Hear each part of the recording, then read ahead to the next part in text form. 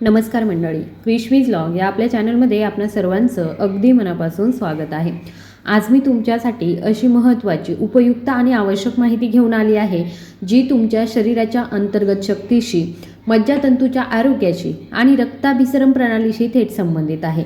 ही माहिती जाणून घेणं आणि समजून घेणं पुरुष आणि महिला दोघांसाठी सुद्धा तितकंच महत्त्वाचं आहे। तरुण असोत किंवा मग वृद्ध आणि त्यांची जीवनशैली सक्रिय असो किंवा मग बैठी मंडळी, आपल्या शरीरामध्ये लाखोच नव्हे तर अब्जावधी अत्यंत बारीक पातळ तारासारख्या नळ्या असतात, ज्यांना वैद्यकीय भाषेमध्ये नसा म्हटलं जातं। या नसा आपल्या शरीराच्या प्रत्येक लहान मोठ्या भागामध्ये रक्त आणि ऊर्जा पोहोचवण्याचं महत्त्वाचं आणि आवश्यक कार्य करत असतात। आपलं संपूर्ण शरीर या नसांच्या मदतीने सुरळीत, संतुलित आणि योग्यरित्या कार्य करतं। जेव्हा या नसा त्यांच्या पूर्ण ताकदीने, क्षमतेने आणि पूर्ण क्रियाकलापाने कार्य करत असतात, तेव्हा रक्तप्रवाह शरीराच्या एका भागातून दुसऱ्या भागामध्ये व्यत्यय, वेदना किंवा मग अडथळा न येता सतत वाहत असतो। तथापि या नसा थोड्याशा कमकुवत, खराब किंवा बिघडल्या की रक्तप्रवाह हळूहळू कमकुवत होतो किंवा अधूनमधून व्यत्यय यायला सुरुवात होते आणि येथूनच शरीरामध्ये विविध आरोग्य समस्या उद्भवू लागतात, ज्या कालांतराने गंभीर आणि धोकादायक आजारांमध्ये देखील बदलू शकतात। आज मी तुमच्यासोबत एक अत्यंत प्रभावी, पूर्णपणे सुरक्षित आणि 100% घरगुती उपाय शेअर करणार आहे, जो तुमच्या कमकुवत, निष्क्रिय आणि खराब झालेल्या नसांना मजबूत, सक्रिय आणि पूर्णपणे निरोगी बनवेल आणि प्रभावीपणे कार्यसुद्धा करेल। म्हणून माझी प्रामाणिक विनंती आहे आणि आग्रह आहे की हा व्हिडिओ सुरुवातीपासून शेवटपर्यंत काळजीपूर्वक पहा, कुठेही वगळू नका आणि तुमचा किमान 5 ते 7 मिनिट वेळ द्या, कारण आज मी तुम्हाला सांगणार असलेलं महत्त्वाचं ज्ञान, हा विशेष घरगुती उपाय तुमच्या दीर्घकालीन, सततच्या आणि हळूहळू वाढणाऱ्या समस्या दूर करण्यास मदत करू शकतो। बऱ्याचदा लोकांना हे कळत नाही की त्यांच्या नसा हळूहळू कमकुवत होत आहेत आणि जेव्हा त्यांना शरीर दुखणं, जळजळ, मुंग्या येणं, बधीर होणं किंवा हालचाल करण्यात अडचण यासारख्या समस्या येतात, तेव्हाच त्यांना कळतं की ही समस्या गंभीर झाली आहे। वैद्यकीयदृष्ट्या या स्थितीला मज्जातंतू वेदना म्हणतात आणि जर त्यावर त्वरित उपचार आणि काळजी घेतली नाही तर ती आणखी गंभीर आणि हानिकारक परिस्थिती निर्माण करू शकते। आता मज्जातंतू कमकुवत होण्याची मुख्य कारणे समजून घेणं अत्यंत महत्त्वाचं आहे।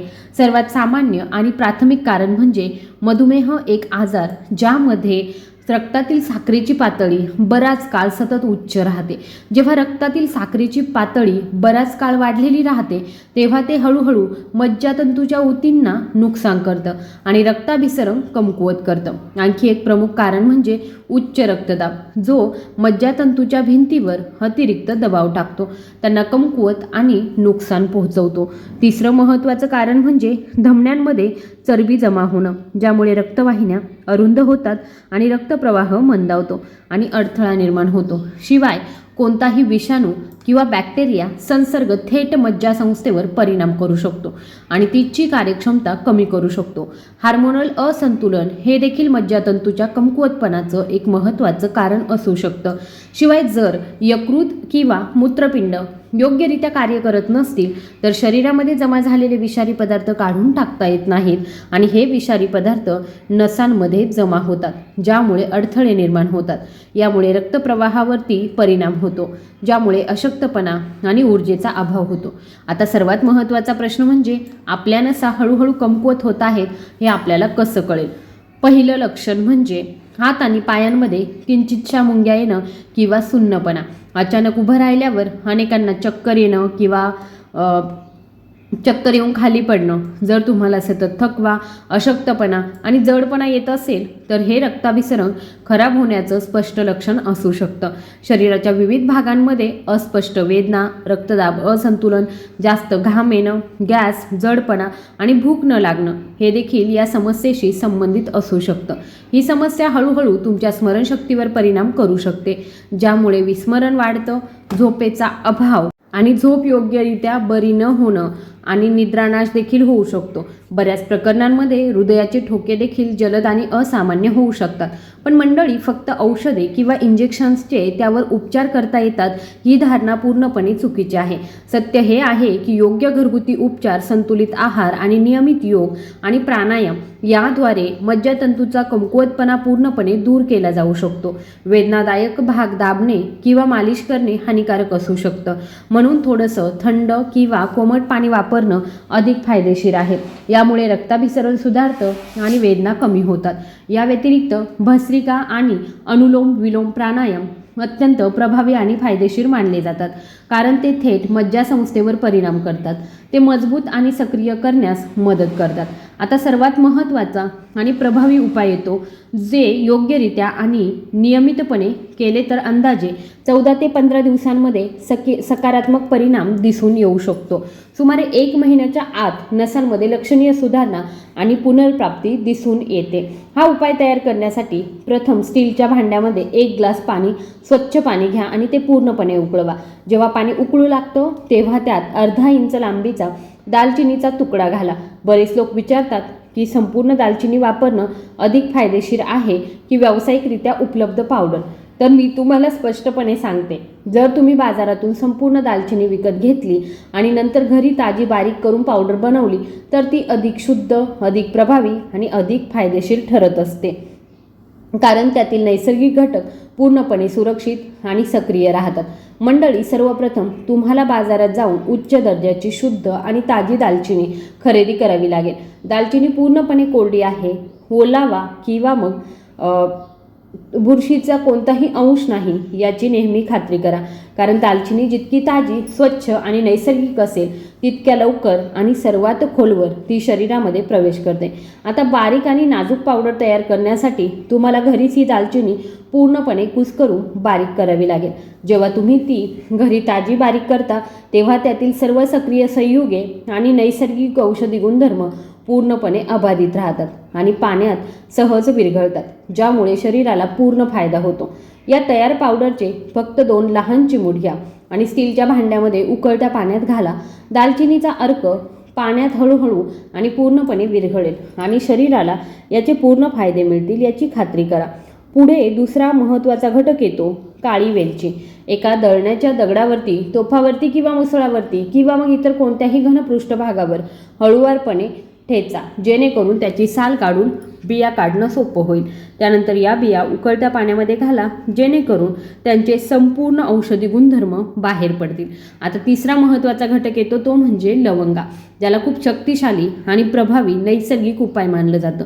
फक्त 2 किंवा 3 लवंगा घ्या, त्यांना हलकं दाबा किंवा तोडून टाका आणि त्यांचं संपूर्ण सार आणि औषधी गुणधर्म विरघळण्यासाठी पाण्यात घाला. जेव्हा हे 3 घटक, दालचिनी, काळी वेलची आणि लवंगा, सुमारे 1 ते 1.5 मिनिटे एकत्र उकळतात, तेव्हा त्यांचं संपूर्ण औषधी गुणधर्म आणि नैसर्गिक औषधी गुणधर्म पाण्यात पूर्णपणे मिसळले जातात, ज्यामुळे एक अतिशय मजबूत आणि प्रभावी नैसर्गिक पेय तयार होतं.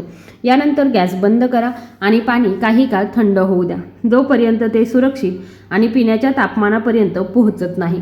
एकदा पाणी खोलीच्या तापमानाला पूर्णपणे थंड झालं की ते स्वच्छ कापडाने किंवा बारीक चाळणीने गाळून घ्या. उरलेल्या औषधी वनस्पतींचे तुकडे काढून टाका. फक्त औषधी गुणधर्म असलेलं पाणी सोडा. आता या उपायातील सर्वात महत्त्वाचा आणि अंतिम घटक येतो गूळ, जो शरीरासाठी अत्यंत फायदेशीर मानला जातो.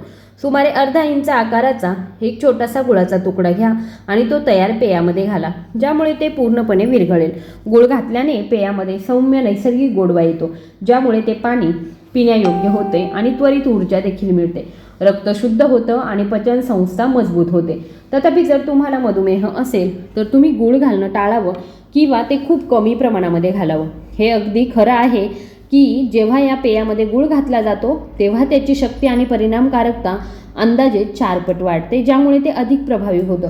हे तयार पेय पिण्याचे कोणतेही दुष्परिणाम नाहीत, म्हणून तुम्ही हे कोणत्याही ऋतूमध्ये सुरक्षितपणे पिऊ शकता, मग तो हिवाळा, उन्हाळा किंवा पावसाळा असो. लक्षात ठेवण्याची एकमेव महत्त्वाची गोष्ट म्हणजे हे पेय पिल्यानंतर सुमारे 15 मिनिटांनी 1 चमचा बडीशेप चघळणं. असं केल्याने या नैसर्गिक पेयाने सर्व औषधी गुणधर्म शरीराच्या प्रत्येक भागात खूप लवकर पोहोचतात आणि रक्ताभिसरण चांगलं होतं, सुरळीत होतं. आता सर्वात महत्त्वाची गोष्ट म्हणजे प्रश्न असा आहे की हे पेय पिण्यासाठी सर्वात योग्य आणि सर्वात प्रभावी वेळ कोणती? जेवणानंतर सुमारे अर्धा तास आरामात बसून हळूहळू हे पेय पिणं सर्वोत्तम वेळ मानली जाते. त्यानंतर त्याचे पूर्ण फायदे घेण्यासाठी आणि मज्जासंस्था मजबूत करण्यासाठी सुमारे 15 मिनिटांनी बडीशेप चावून खायची आहे. मी सांगितलेली मात्रा एका व्यक्तीसाठी पुरेशी आहे. तथापि जर तुम्हाला ते दोघांसाठी बनवायचं असेल तर फक्त घटकांची संख्या दुप्पट करा. जर तुम्ही हे पेय 14-15 दिवस नियमितपणे घेतलं तर ते हळूहळू नसांमधील अडथळे दूर करतं आणि सामान्य आणि सुरळीत रक्तप्रवाह पुनर्संचयित करतं. या पेयातील नैसर्गिक जीवनसत्वे आणि खनिजे हृदयाला बळकटी देतात, रक्त शुद्ध करतात आणि मजबूत, लवचिक आणि सक्रिय नसा पुनर्संचयित करतात. हे हाडे आणि सांध्यांतील जळजळ कमी करतं. त्याचबरोबर हा उपाय खूप फायदेशीर आहे आणि आरामदायी सुद्धा आहे, विशेषतः ज्यांना त्यांच्या पायांमध्ये, स्नायूंमध्ये किंवा पायांमध्ये पेटके, सतत वेदना आणि सूज येते त्यांच्यासाठी. तथापि फक्त या उपायाचं पालन करणं पुरेसं नाही. तुमच्या दैनंदिन आहारामध्ये काही आवश्यक आणि पौष्टिक पदार्थ समाविष्ट करणं देखील महत्त्वाचं आहे. आजच्या अन्नात पूर्वीच्या पौष्टिक मूल्यांचा अभाव आहे, म्हणून आपण नैसर्गिक प्रथिने, ओमेगा 3 फॅटी ॲसिड आणि आवश्यक खनिजे समृद्ध असलेले पदार्थ सेवन केले पाहिजेत. त्यापैकी सर्वात महत्त्वाचं म्हणजे जवस बियाणं, जे शरीरासाठी अत्यंत फायदेशीर आहे. जवस बियांमध्ये ओमेगा 3 फॅटी ॲसिड आणि अल्फा लिनोलेनिक ॲसिड भरपूर प्रमाणामध्ये असतं, जे मज्जासंस्था मजबूत करण्यास मदत करतं. बरेच लोक ते फक्त हिवाळ्यातच खातात, तथापि उन्हाळ्यात ते भिजवून किंवा हलकं भाजून देखील सेवन केलं जाऊ शकतं. यामुळे नसा मजबूत होतात, रक्तप्रवाह सुधारतो आणि शरीराची रोगप्रतिकारक शक्तीसुद्धा मजबूत होते. या व्यतिरिक्त चिया बियांना एक अतिशय मजबूत, प्रभावी उपाय मानलं जातं, जे शरीराला थंड करण्यास आणि मज्जासंस्था मजबूत करण्यास मदत करतं. चिया बियांमध्ये omega 3 fatty acid, potassium, calcium आणि लोहसारखी महत्त्वाची खनिजे असतात, जे शरीर सक्रिय ठेवतात आणि थकवा कमी करण्यास मदत करतात.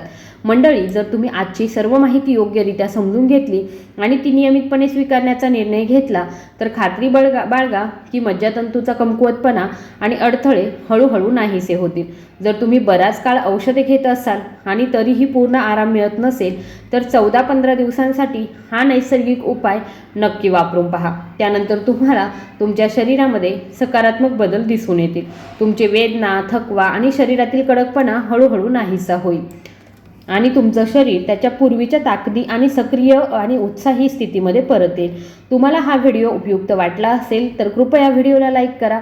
हा व्हिडिओ तुमच्या मित्रमैत्रिणींसोबत, कुटुंबियांसोबत नक्की शेअर करा आणि अशाच आरोग्यविषयक अपडेटसाठी आपल्या चॅनलला सबस्क्राईब करायला विसरू नका. धन्यवाद.